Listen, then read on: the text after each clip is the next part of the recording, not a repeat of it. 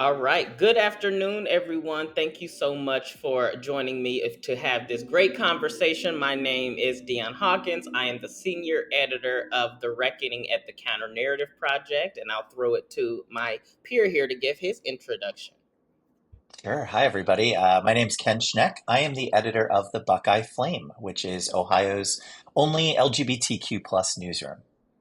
We're here today to discuss a great article that we came across here at the Counter Narrative Project that really is at the root and shows kind of some injustice at the root of HIV criminalization. But since it is your article, I just wanted to really start at the top to get the conversation going. So, for those that haven't had the opportunity or time to read the article in depth, could you just summarize the story for us and what inspired you to write it? Thank you so much, and thank you for this platform to talk about this piece. I actually have been telling anyone who will listen that it is the most important piece that I have written in my life to date. So, really wonderful to have the opportunity to let more folks know about it.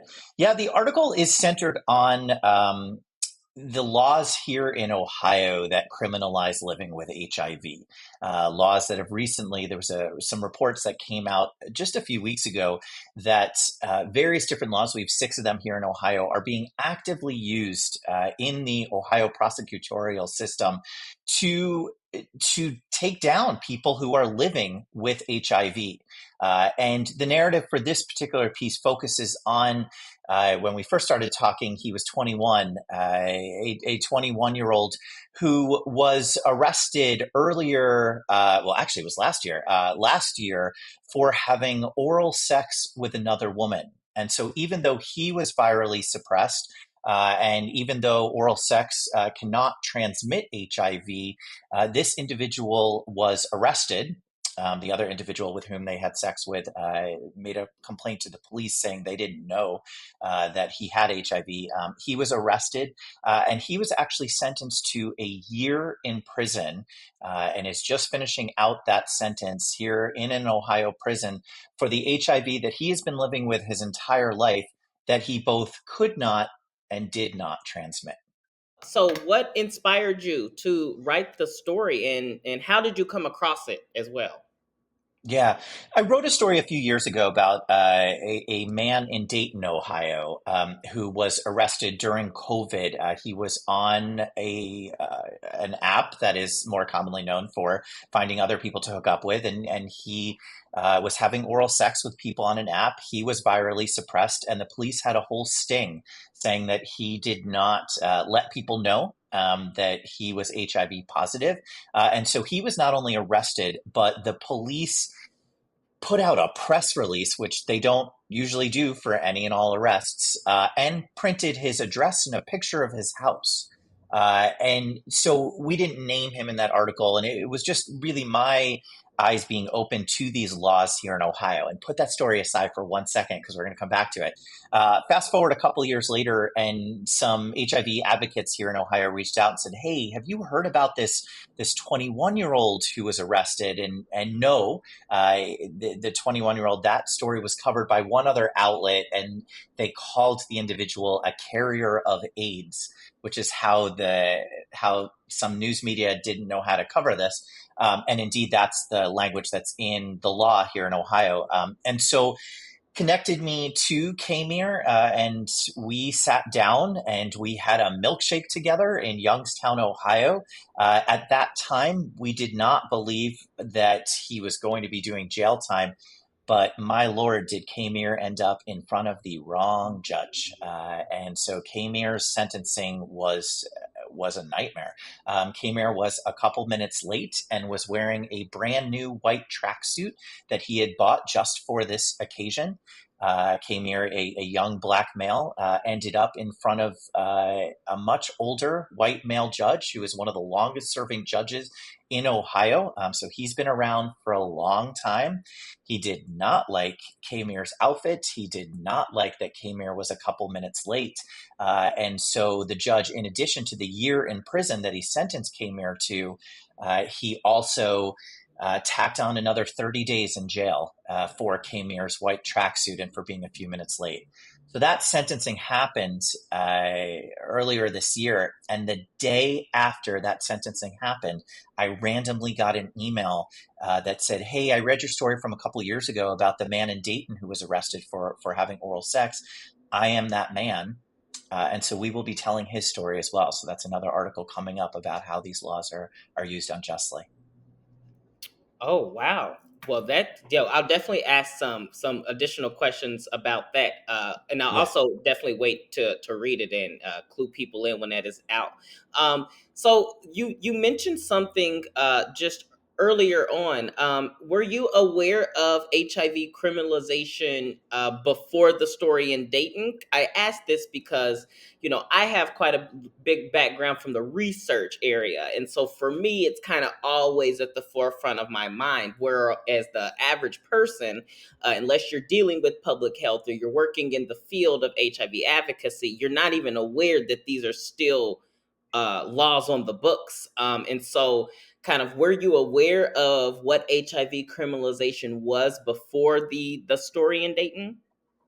Yeah, I was aware of the laws. I knew that we had these six laws. So the Buckeye Flame does a lot of work covering any and all laws that affect the LGBTQ plus community. But I hadn't sat down really and spoken to someone who was prosecuted under one of these laws, and that added just a whole different element for me and my awareness. It's one thing if my mom, who's in Florida and reads every single Buckeye Flame story that's ever put out, it's one thing that my straight mom doesn't know about these laws. It's quite another thing that we found that most people in the LGBTQ plus community have absolutely no idea about these laws. And not just that Ohio has them, but that they are actively being used. That those studies that came out just recently said hundreds of prosecutions over the past couple years. And Ohio's laws are, some would argue, much tougher than some other states. Mm-hmm. Yeah, yeah. And I don't know what studies or research you're referring to, but some of my go-to is definitely I like the Center for HIV Law and Policy, as well as Amazing. yeah, UCLA's Williams Institute always does quite amazing work, and their state by state breakdown in particular is very eye opening. Um, okay, so we can continue the conversation. So earlier, you mentioned that there's language still on the books that say things such as carrier of AIDS, etc. And also in your article, you quote someone stating that Ohio adopts a more carceral approach than public health. So, can you just kind of clarify this and provide examples of what this means in the real world?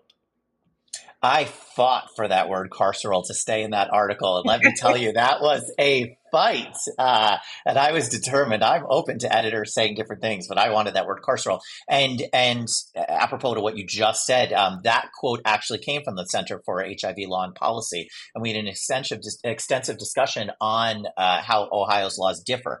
So those six laws cover everything from failure to disclose your HIV status before having sex, all the way to if individuals involved in sex work are loitering and talking about sex. And the charge is actually around loitering.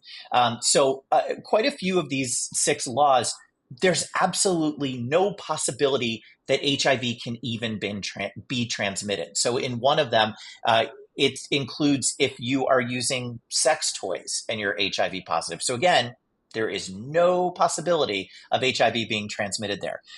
When we say well, when the Center for HIV Law and Policy says that Ohio's laws are more carceral, there's certainly added punishments that are tacked on for any of these laws. So a couple of the laws exist that they would be against the law if you are HIV negative. But if you're a person living with AIDS, living with HIV or living with AIDS, the punishments are so much higher. And an added bonus, I don't have another word for it here in Ohio, is that you can be put on the sex offender registry. And that is not a piece that is present in other states. So increased jail times, increased fines, and again, the possibility of being on the sex offender registry. Well, okay, so let's unpack that last part a little bit if you're Please. willing to talk about that. Yeah, so as you just said, that's not always the case. So from my research and from what I understand, HIV criminalization laws can kind of fall under various categories. Some, like you said, related to disclosure, some related to transmission, and Hmm. also the punishments vary, right? So whether or not it's charged under a certain statute or whether it's a sentence enhancement.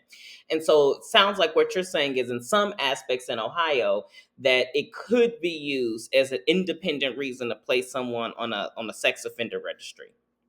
Absolutely. Right. So there's so many different categories that I'm sure you've seen. You have states that have laws that aren't enforcing them. So Ohio has the laws and we are enforcing them. So that's right. Step one. Well, I guess step one would be, not having these laws. We have the laws. We are enforcing them. There are sentence punishment enhancements. There are quite a few cases. There's a little bit of a tricky piece here with assault with a bodily substance, which is one of the six laws, because that can also include tuberculosis is covered under there as well. You don't hear a lot about tuberculosis these days, but tuberculosis is covered in there.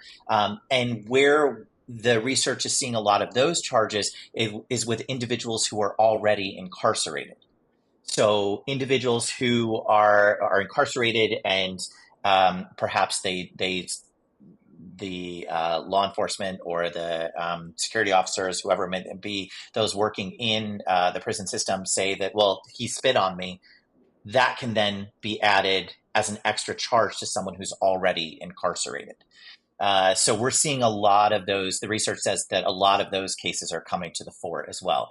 And then you have these non-disclosure cases, and right, in some ways, those are the trickiest. And that's the part of this story that we told in this article was that Caymir can tell you, as we sat down, Caymir was able to tell me exactly where he was on that school bus and who else was sitting there when he said that he told his friend who they eventually had a sexual relationship, when he told her he was HIV positive.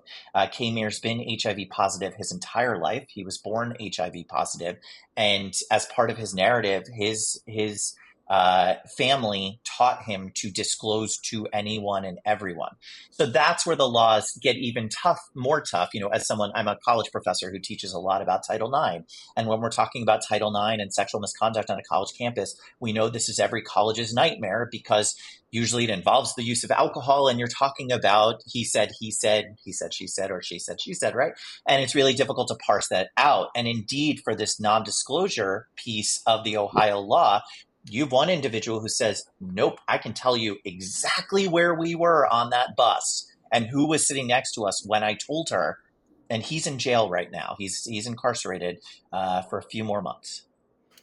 Yeah, so I have an additional follow up to that because again, what there's many things that make this case unique and why we definitely wanted to reach out to have this conversation is that the he has been living with HIV, like you said, his entire life.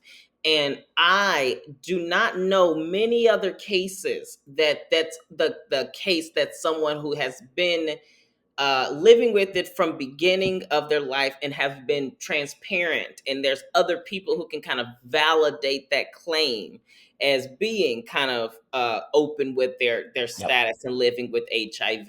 And so can you kind of talk about from your research or from your understanding, now that you've been doing a deeper dive into this, have you discovered a lot of other cases of it being applied to people who have from birth been living with HIV?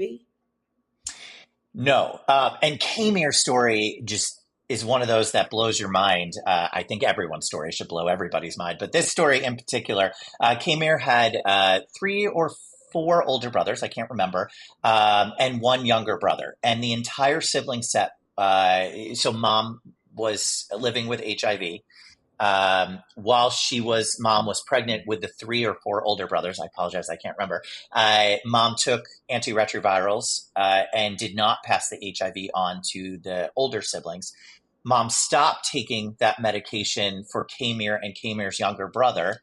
Both Caymir and his younger brother were born HIV positive, but his younger brother was given the antiretrovirals and was weaned off of the HIV. So of the entire sibling set, Caymir is the only one who's HIV positive. And Caymir has absolutely no idea why. Mom has long since passed away. And there's just no reason for it. Caymir was assigned female at birth.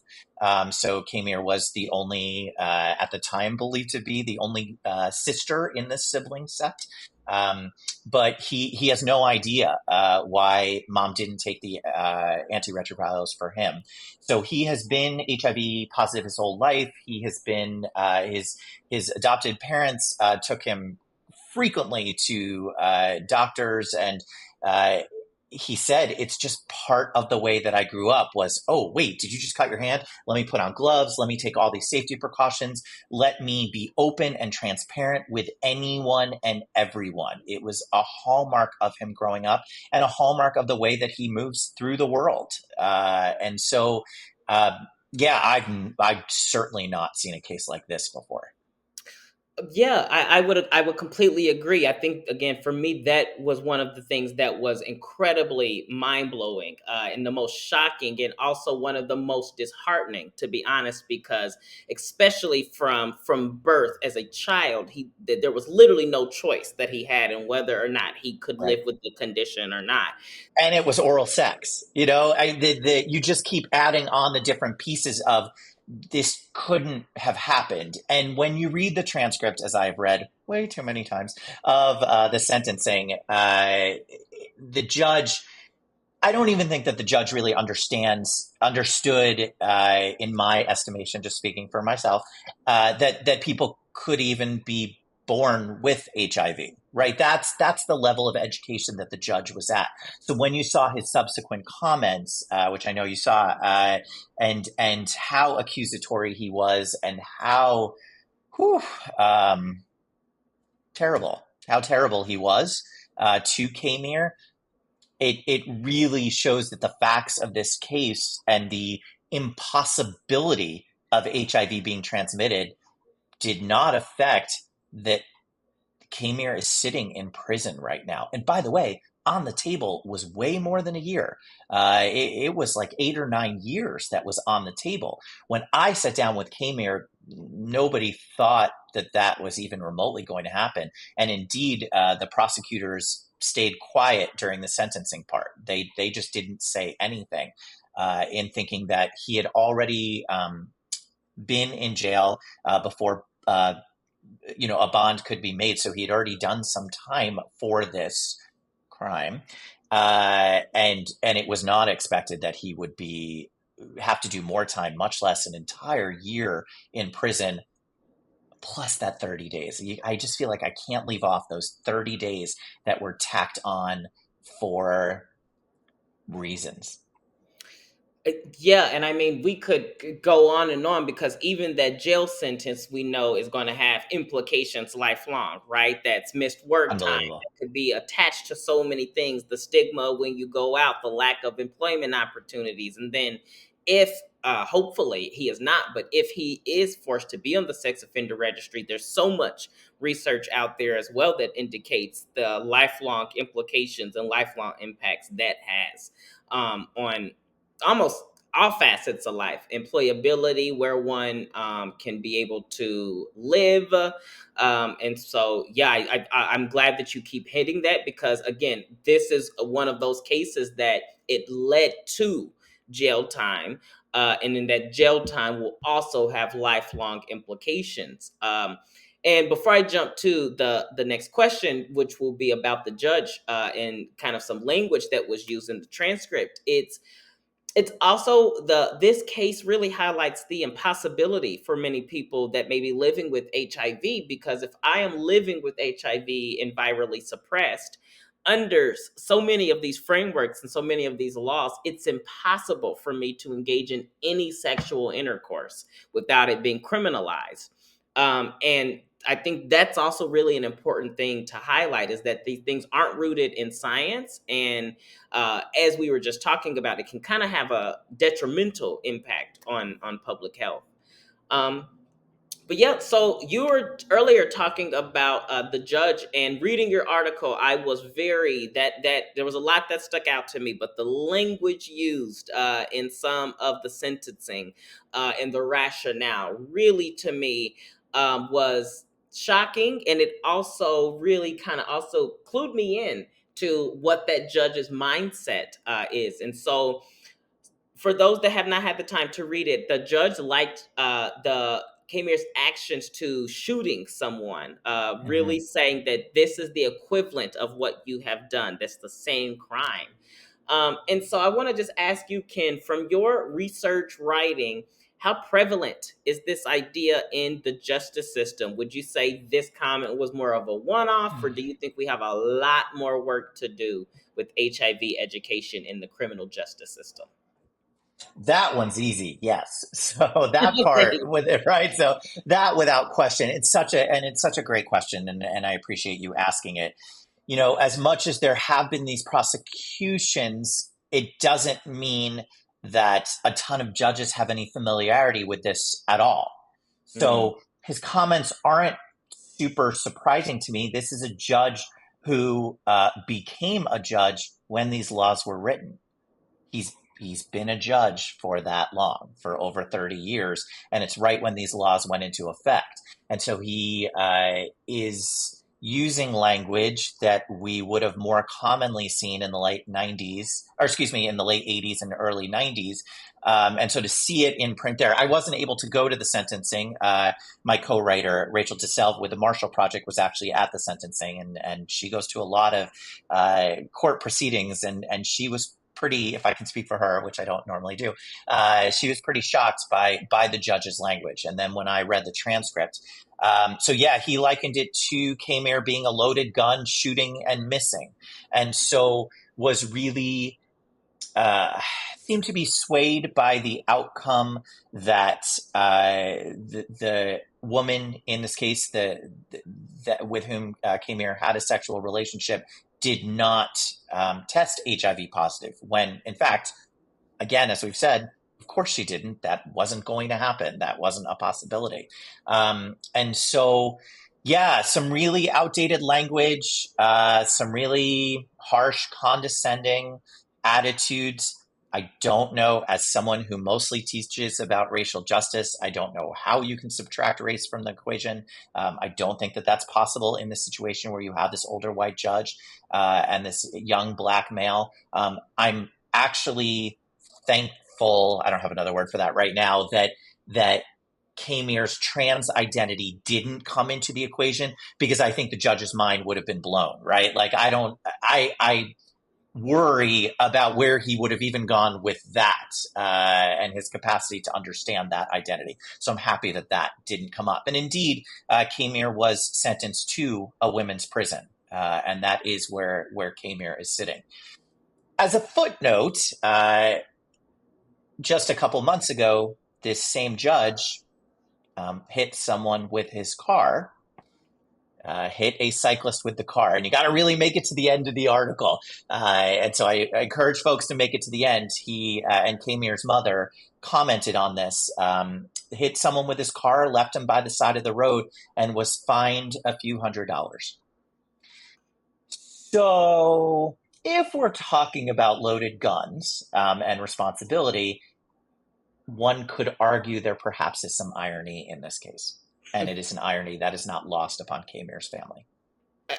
Yeah, I mean that. So, and I always find this interesting too, because there's so many moving parts. And so, from what kind of when you do interviews and when you're writing, is it kind of judges enforcing strict HIV requirements, or is it prosecutors Yeah. desiring those sentences? So prosecutors desiring the cases, right? The judge, it would Mhm. never make it before the judge if the prosecutors didn't make a decision. And I certainly spoke to this prosecutor, and she stands by bringing the case forward. But I also was pretty direct with her and asked if she supports these laws being revisited. And she said yes, that we probably should be looking at the science behind some of these laws. That said, she was pretty clear in saying and standing by this case being brought forward. Then you get to the sentencing part, and I think that's really where the judge comes into play. Depending on if the prosecution is making a sentencing recommendation, which in this case they weren't. So the judge, in his comments, was in some ways saying, "Well, I could be sentencing you to 8 years." And Caymir, as someone in their early 20s and navigating this system, pled guilty to this, but the idea was not.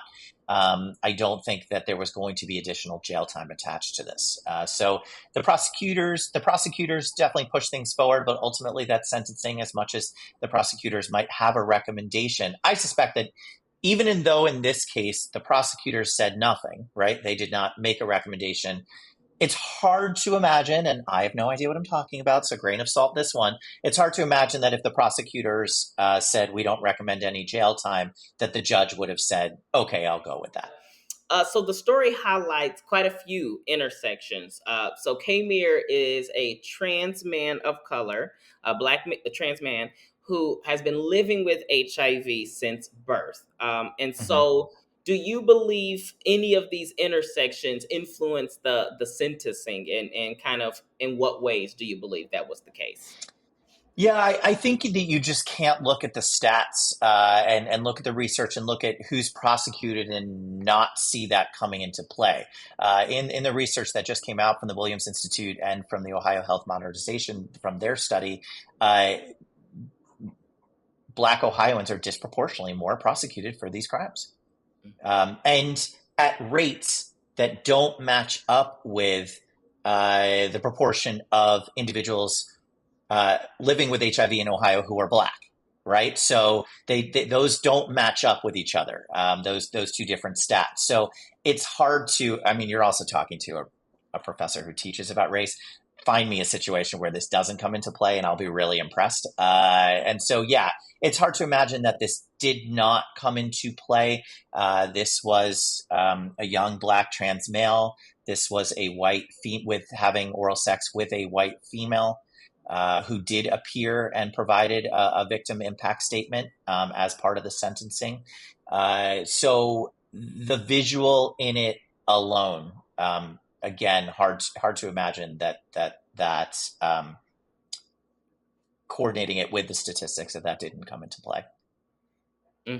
Yeah, I think that is a very important, and I also want to kind of reflect back that it's true that the same research from the Williams Institute really kind of reflects and echoes a similar sentiment across the country, especially in the South. So I know in particular where Counter Narrative Project is located, Georgia, the laws are disproportionately applied to Black population and Black men, and then in places like Tennessee, they're disproportionately applied to Black women in particular. Mm. And I think, again, if we're thinking about issues of public health, it doesn't align, because if it were really looking at a public health metric, it would be applied equally. And we just don't see that being the case.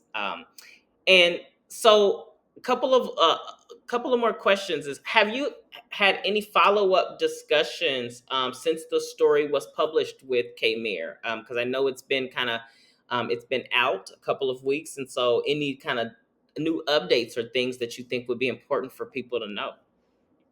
Yeah, so Caymir, we will be in touch with Caymir coming up soon as Caymir finishes out his sentence, and so we know that he did have the opportunity to read the article and felt well represented. So that's always right, because that's this story doesn't exist without Caymir. I can write any number of stories about the six laws, but putting that human face on this is just integral, and it's like, God, Deion, where do you even focus? Do you focus on the fact that this was a sexual act that couldn't transmit HIV? Do you focus on the fact that this was an individual who couldn't transmit HIV because they were virally suppressed? Do you focus on, there's just so many different elements here. And so this in some ways was the perfect storm of a piece to say, wow, really? That's how these laws work?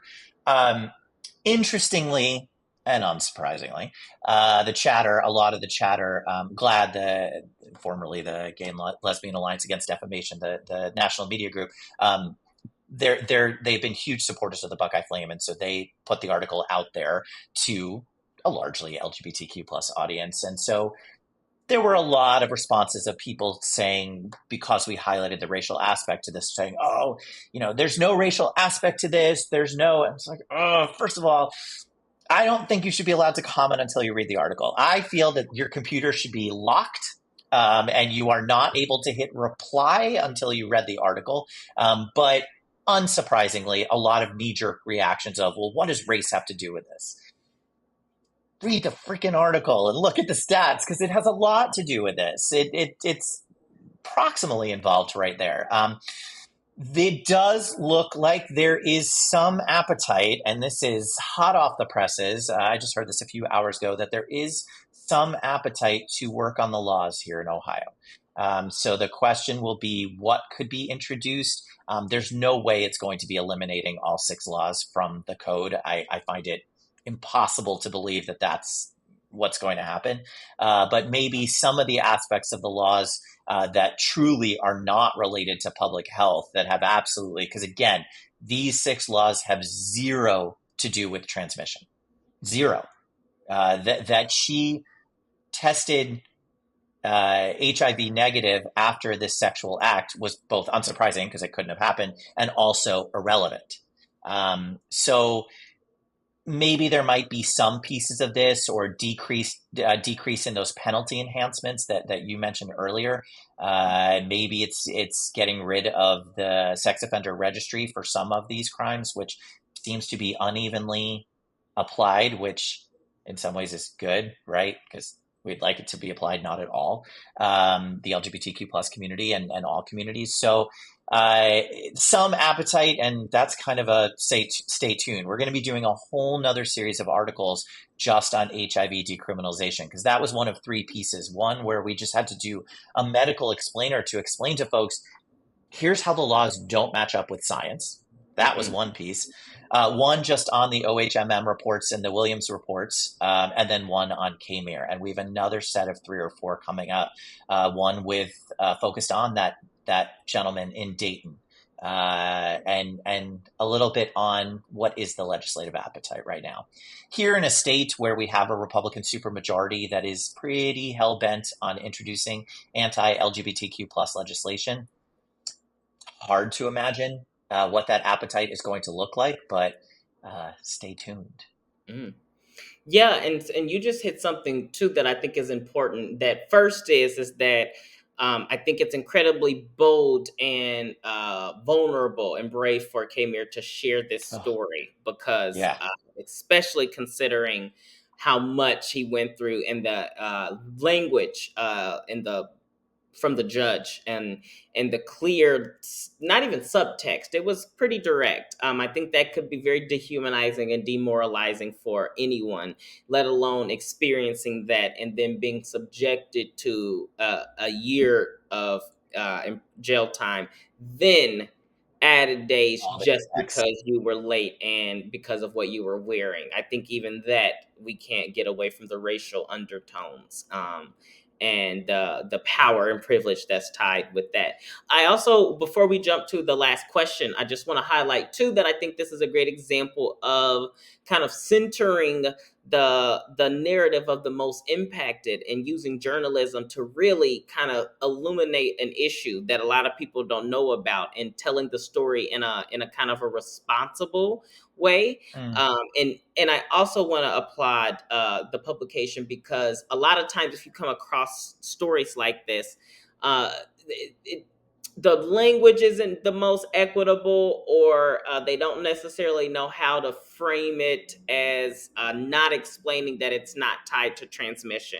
And so I think, again, that's really important, because it's just, again, the facts don't point out that it's a good public health measure.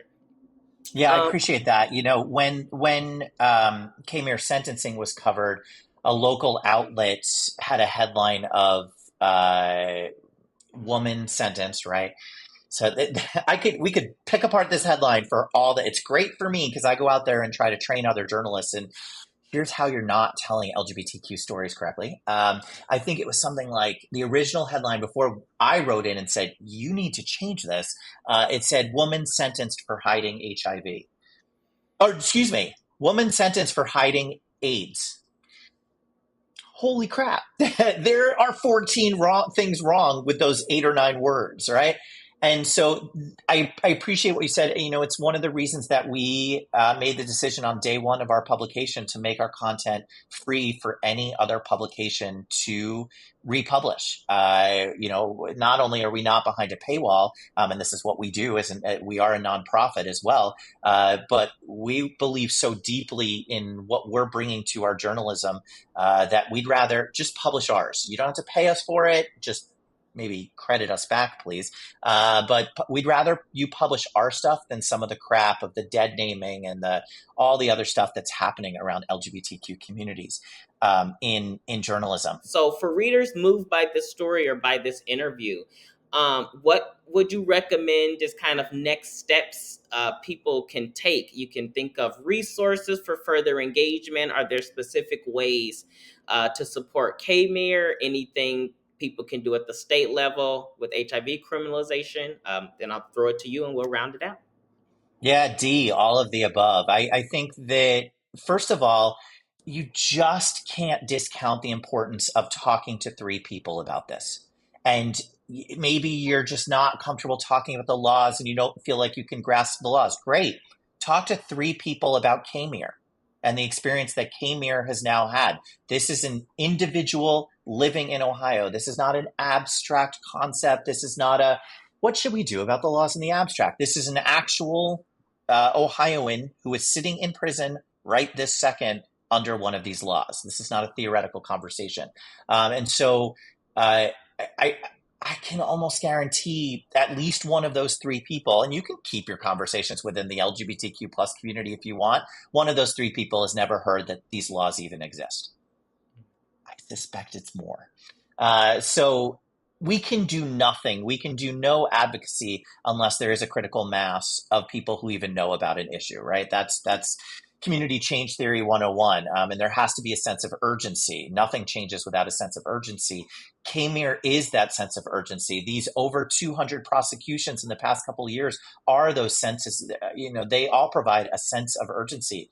I think certainly, as you've said, you know, knowing about the Center for HIV Law and Policy, knowing about the Williams Project, and Williams Institute here in Ohio, it's OHMM, the Ohio Health Modernization Movement. You know, my next step, spoiler alert, is to go to Caymir's state representative and state senator and say, all right, do you know that one of your constituents, I can go to Nikki Antonio, who's the only out LGBTQ plus legislator in Ohio, and I know her response will be to support, right? Like I know where we can find support, but it's not going to change unless, if we're being frank, they will not be able to change policy unless Republicans get on board. And a place to start is, hey, here is this young individual who is in prison in your district, and this is why. You know, for someone who couldn't transmit HIV and didn't, right? Also, they couldn't, so of course they didn't. Their entire life will be affected, and their entire life really will be affected. So, I think starting those conversations, sharing Caymir's story, that's how we build critical mass. It's hard to imagine that anything's going to change unless more people know about this.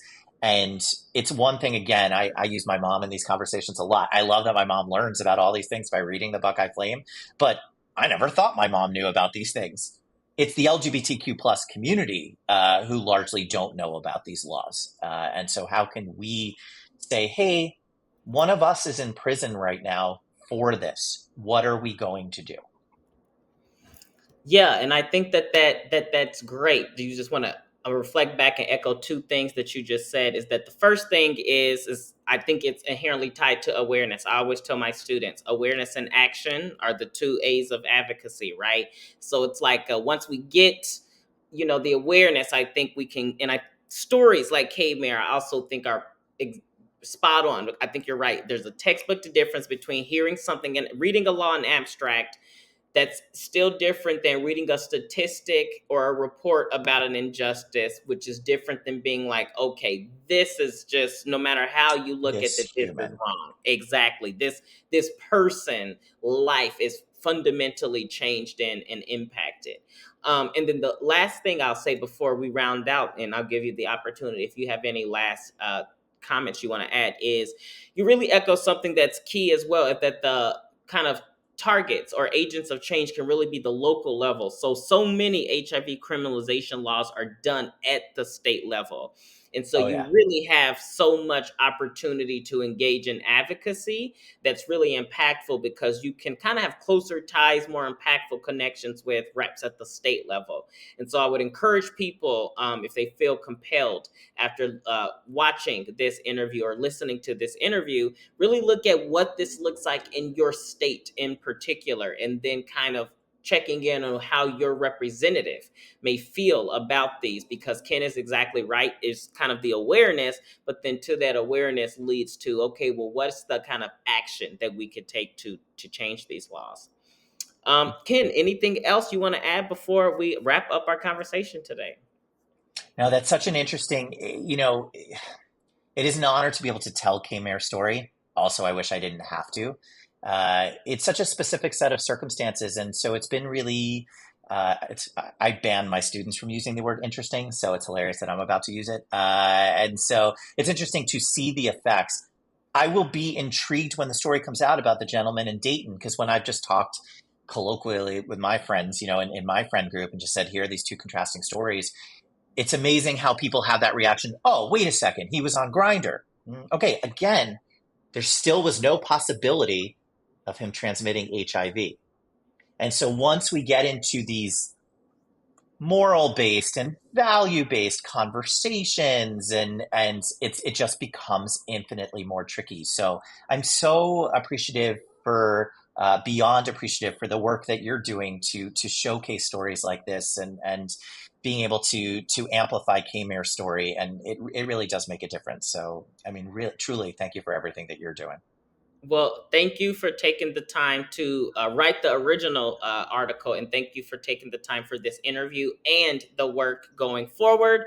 And so I'll wrap it up. So thank you, everybody. As I said at the top, my name is Deion Hawkins, editor of The Reckoning, and I just had the pleasure of interviewing Ken from the Buckeye Flame.